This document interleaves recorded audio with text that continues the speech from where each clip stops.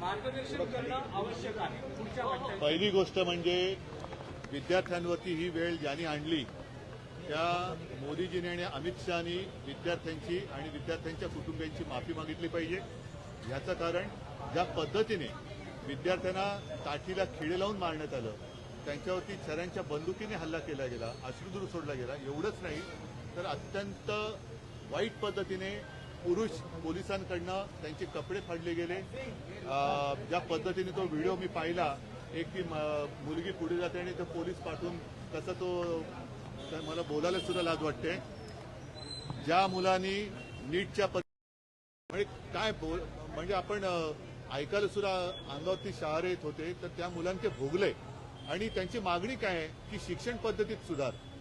साधी मागणी होती, जे तुम्ही आत्ता करताय ते तुम्ही पहिल्या दिवशी त्यांच्याशी बोलून करू शकत होतात, पण तुम्हाला अतिरेक्यांशी बोलायला पाहिजे, पाकिस्तान्यांशी बोलायला काय वाटत नाही, पण आपल्याच देशाचे जे भाग्यविधाते आहेत त्यांना तुम्ही झुरळ म्हणताय, त्यांना तुम्ही भरकटलेले म्हणताय, काय पुढे देश चालणार कसं?